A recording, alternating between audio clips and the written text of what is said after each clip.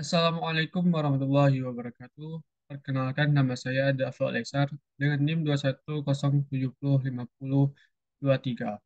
Pada kesempatan kali ini saya akan menjelaskan sedikit tentang denial of service.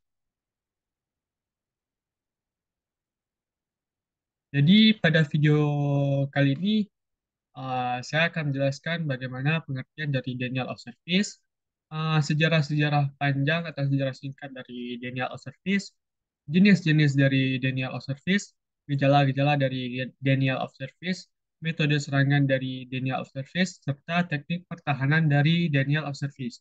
Mungkin nanti ada penambahan-penambahan materi yang lainnya. Yang pertama, pengertian dari denial of service.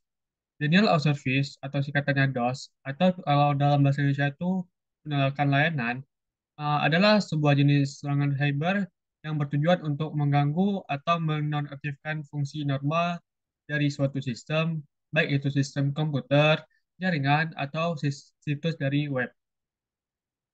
Dalam serangan DOS, penyerang akan mengirimkan sejumlah besar permintaan atau data yang berlebihan kepada si sistem atau jaringan target, membanjiri sumber daya yang dimilikinya, yang menyebabkannya menjadi tidak responsif atau tidak tersedia bagi pengguna yang sah. Denial of Service atau DOS merupakan serangan yang terbilang cukup kuat untuk melukai sebuah infrastruktur dari suatu organisasi. Serangan ini juga bertujuan untuk mencegah pengguna menikmati layanan yang diberikan oleh suatu server, dan pada akhirnya server tersebut bakal down.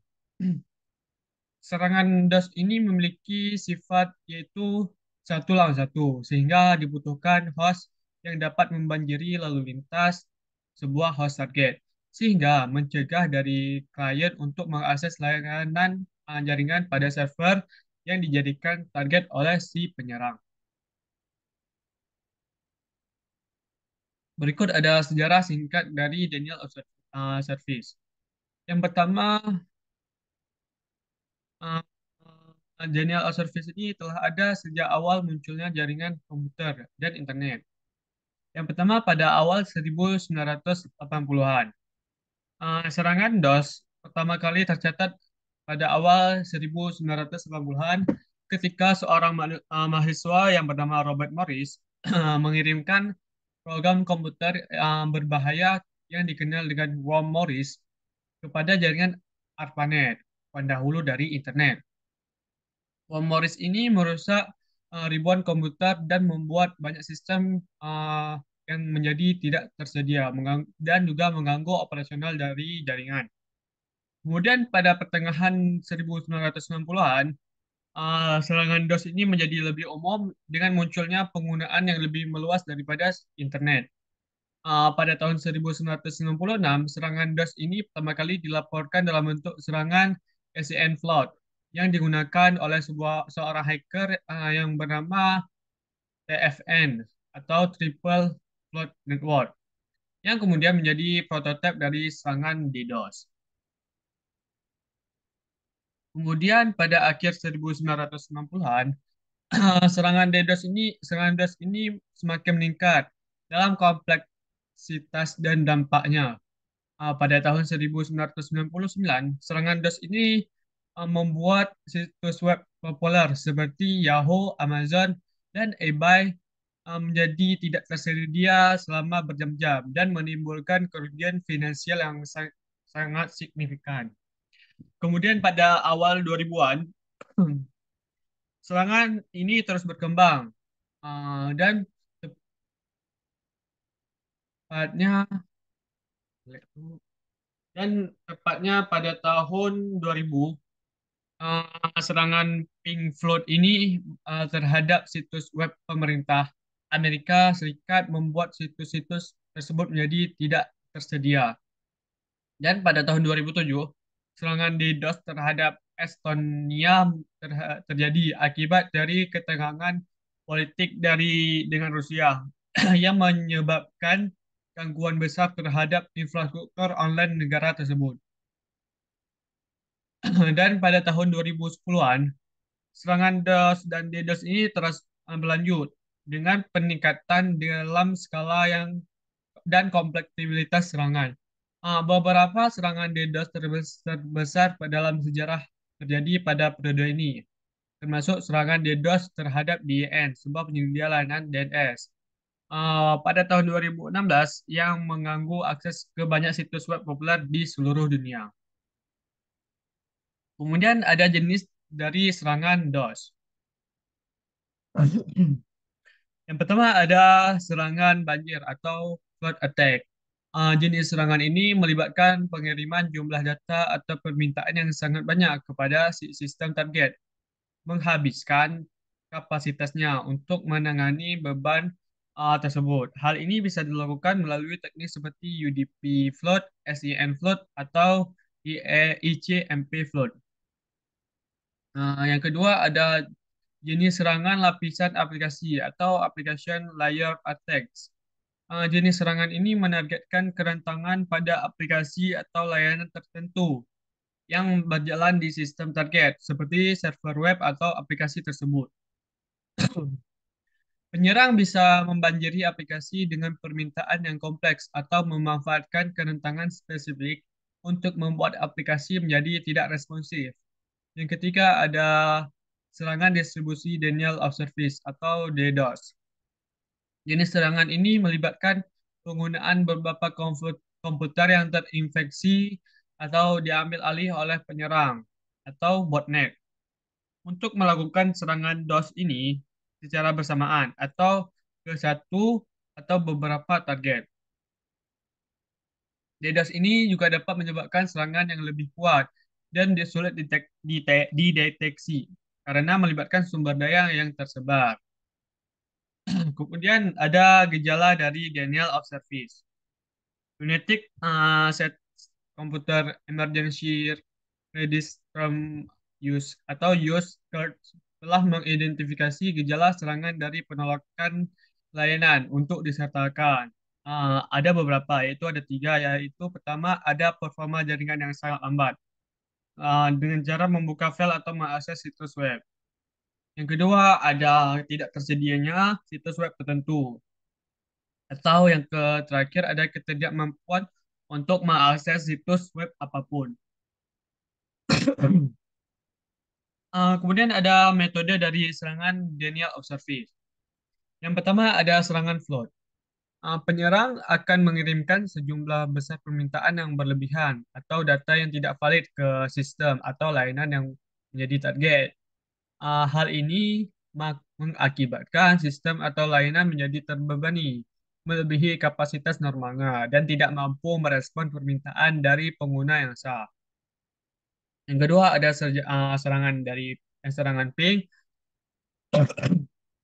Serangan ini dibuat penyerang mengirimkan permintaan ICMP echo request ping secara berulang ke sistem target yang mengakibatkan sistem target terlalu sibuk memproses permintaan ping dan mengabaikan permintaan akses normal lainnya. Yang ketiga ada serangan SEN flood. Penyerang akan mengirimkan sejumlah besar permintaan koneksi TCP dengan mengeksploitasi kerentangan pada protokol TCP atau IP. Penyerang tidak menyelesaikan proses koneksi sehingga membuat sistem si target menunggu respon yang tidak pernah datang, menghabiskan sumber daya sistem dan menyebabkan layanan menjadi tidak tersedia. Yang keempat ada serangan dari smoke. Penyerang akan mengirimkan permintaan ping yang dipalsukan ke jaringan yang menggunakan protokol ICMP broadcast. Permintaan ping akan dikirimkan ke seluruh host dalam jaringan, sehingga mengakibatkan seluruh host dalam jaringan ini merespon secara massal dan menghabiskan bandwidth jaringan dan membuat jaringan menjadi tidak tersedia. Yang kelima ada serangan amplification atau reflection. Penyerang menggunakan server yang tidak aman atau tidak dikonfigurasi dengan baik sehingga perantara untuk mengirimkan permintaan yang diperbesar, amplified. ke sistem target, sehingga membanjiri sistem target dengan jumlah besar data yang tidak diinginkan. Yang keenam ada serangan dari DNS atau Domain Name Server. Penyerang akan membanjiri server dari DNS dengan permintaan DNS yang sangat tinggi, mengakibatkan server DNS ini menjadi overload dan tidak mampu merespon permintaan DNS yang sah. Yang ketujuh ada serangan distribusi atau DDoS. Penyerang akan menggunakan banyak komputer yang dikuasainya botnet untuk melakukan serangan DDoS secara bersamaan ke sistem target, memperbesar dampak serangan dan membuat sulit untuk dilacak dan diblokir. Yang kedelapan ada serangan layer atau layer 7 atau application layer. Penyerang menyerang pada layanan aplikasi pada lapisan aplikasi seperti mengirimkan permintaan yang kompleks atau memanfaatkan kerentangan pada aplikasi untuk mengganggu atau merusak si kinerja dari sistem target. Dan yang terakhir ada serangan zero day. Penyerang akan memanfaatkan kerentangan atau celah yang belum ditemukan atau belum diperbaiki dalam sistem atau aplikasi untuk melakukan serangan DOS. Selanjutnya ada teknik-teknik dari pertahanan denial of service. Yang pertama ada black holing dan sinkroling.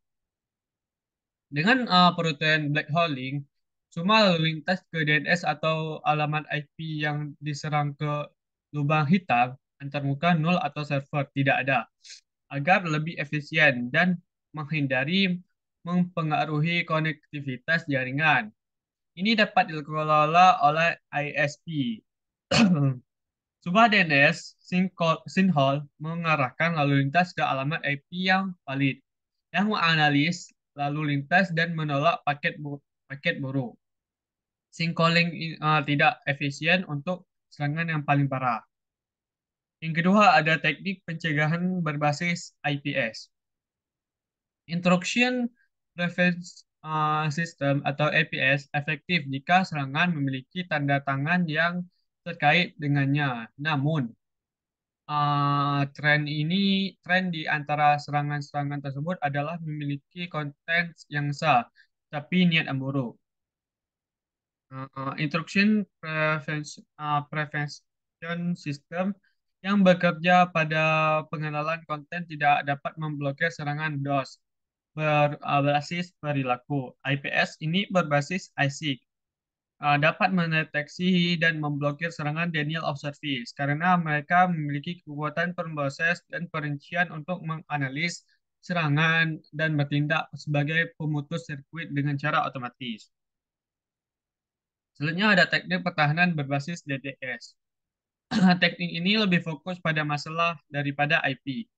Sebuah sistem pertahanan DOS, DDoS, dapat memblokir serangan DOS berbasis koneksi dan yang memiliki konten yang sah tetapi memiliki niat yang buruk.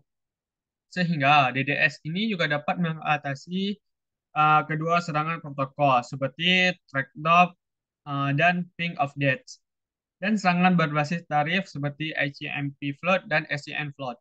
DDoS ini juga memiliki sistem yang dibangun khusus untuk layanan yang dapat dengan mudah mengidentifikasi dan menghalangi serangan penolakan layanan dengan kecepatan yang lebih tinggi daripada perangkat lunak yang berbasis sistem.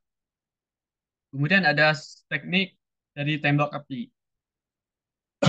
Dalam kasus yang sederhana, serangan yang sederhana, sebuah tembok api dapat memiliki aturan sederhana yang dapat ditambahkan untuk menolak semua lalu lintas yang masuk dari penyerang.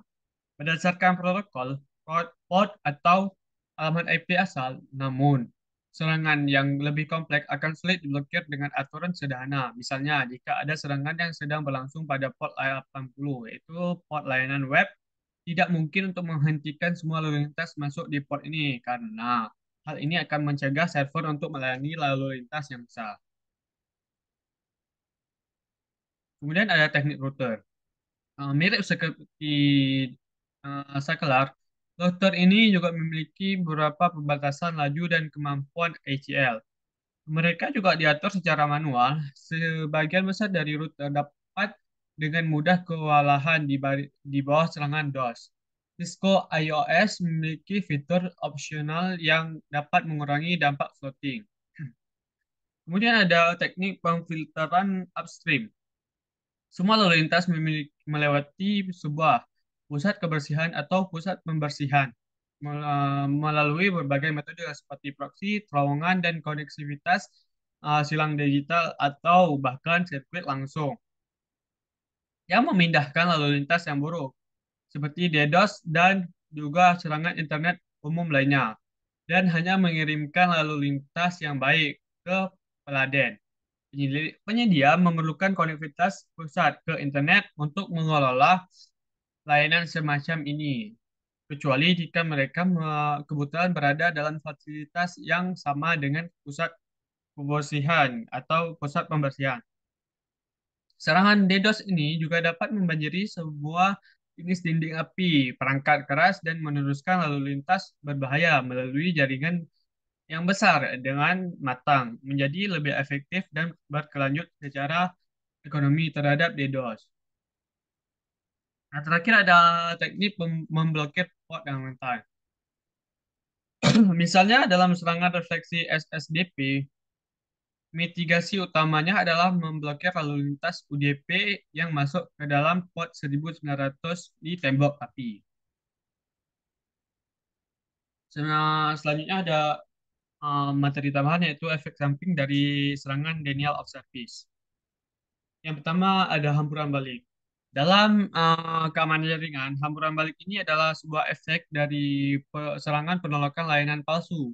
Dalam serangan semacam ini, penyerang akan memalsukan atau akan memalsukan alamat sumber dalam paket IP yang dikirim ke korban. Secara umum, mesin korban tidak dapat membedakan antara paket palsu dan paket yang sah, sehingga korban menanggapi paket palsu seperti biasanya. Paket respon ini juga dikenal sebagai hamburan balik. Jika penyerang memasukkan alamat secara acak, paket respon hamburan balik dari korban akan dikirimkan uh, ke, ke akan dikirimkan kembali ke tujuan acak. Efek ini juga dapat digunakan oleh teleskop jaringan sebagai bukti tidak langsung dari serangan semacam itu. Istilah dari analis hamburan balik mengacu pada pengamatan paket hamburan yang tiba di bagian yang signifikan secara statistik dari ruangan alamat IP untuk menentukan karakteristik serangan dan korban DOS. Kemudian legalitas dari denial of service.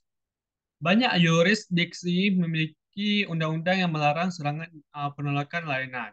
Seperti di AS, serangan denial of service juga dapat dianggap sebagai kejahatan federal berdasarkan Computer Fraud and Abuse ACT. Dengan hukuman yang mencakup hukuman penjara selama bertahun-tahun, Computer Crime dan Intellectual Property Selection Departemen Kehakiman. AS menangani kasus DOS dan DDoS dalam satu contoh. Pada bulan Juli 2019, Austin Thompson alias Deb Torling dijatuhi hukuman 27 bulan penjara dan restitusi sebesar 95.000 dolar Amerika oleh pengadilan federal karena melakukan beberapa serangan DDoS pada perusahaan permainan video besar mengganggu sistem mereka dari jam hingga ke hari. Dan juga di negara-negara Eropa, melakukan serangan pidana penolakan layanan dapat setidaknya mengarah pada penangkapan. Kerajaan Inggris tidak biasanya karena secara khusus melarang serangan penolakan dan menetapkan hukuman maksimum 10 tahun penjara dengan Undang-Undang Polisi dan Kehakiman pada tahun 2006 yang mengubah bagian 3 dari Computer Misuse Act 1990-an. Kemudian pada bulan Januari 2019, Europol mengumumkan bahwa tindakan sedang dilakukan di seluruh dunia untuk melacak penggunaan website webtracing.org, sebuah bekas pasar DDoS yang ditutup pada April 2018 sebagai bagian dari operasional Power Off. Europol mengatakan polisi Inggris sedang melakukan sejumlah operasi langsung yang menargetkan lebih dari 250 pengguna web trasher dan layanan DDoS lainnya. Jadi kesimpulan yang dapat diambil dari denial of service itu denial of service adalah serangan yang mengganggu akses atau ketersediaan suatu sistem atau layanan dengan cara membanjiri sumber daya yang ada atau memanfaatkan kerentangan pada sistem tersebut. Serangan DOS ini juga dapat merugikan korban dengan mengakibatkan kerugian finansial, kerugian reputasi, dan gangguan operasional yang signifikan. Ada beberapa poin yang dapat kita ambil dari kesimpulan tentang serangan DOS atau yaitu yang pertama ada sejarah panjang. Sejarah DOS ini telah ada sejak awal muncul jaringan komputer dan internet dan terus berkembang dalam kompleksitas dan dampaknya seiring dengan perkembangan teknologi. Bentuk dari serangan ini bervariasi. Serangan DOS ini dapat dilakukan dalam berbagai bentuk, termasuk serangan float, serangan ping, serangan SCN float, dan serangan distribusi DDoS, yang melibatkan banyak komputer yang dikuasai oleh si penyerang. Dampak yang serius dari serangan DDoS ini dapat mengganggu akses atau ketersediaan sistem atau layanan yang menyebabkan kerugian finansial, kerugian reputasi, dan gangguan operasional yang signifikan bagi si korban. Penggunaan sebagai alat yang untuk tujuan yang jahat. Serangan DOS ini juga sering dilakukan atau sering digunakan untuk penyerang dengan niat yang jahat seperti pencurian data, pemerasan, sabotase, atau ekstorsi. Pelindungan yang penting. Pelindungan terhadap layanan serangan DOS ini juga menjadi penting dalam keamanan cyber modern. Langkah-langkah mitigasi yang efektif seperti menggunakan teknologi firewall, memperbarui sistem, dan membatasi akses yang tidak diperlukan dapat membantu mengurangi resiko dari serangan DOS ini. Kemudian ada peningkatan kesadaran. Peningkatan kesadaran dan pemahaman tentang serangan DOS ini serta tindakan pencegahan yang tepat menjadi penting bagi organisasi, pengelola sistem, dan penggunaan internet guna untuk melindungi sistem dan layanan mereka dari serangan DOS. Dalam dunia yang terus berkembang secara digital, serangan DOS ini juga menjadi ancaman yang signifikan bagi sistem dan layanan online. Oleh karena itu, kita kita perlu pemahaman yang baik terhadap serangan DOS ini, serta penerapan langkah-langkah mitigasi yang efektif menjadi penting dalam menjaga keamanan dan ketersediaan sistem dan layanan di dunia digital pada saat ini. Mungkin hanya itu yang dapat saya sampaikan dalam video ini.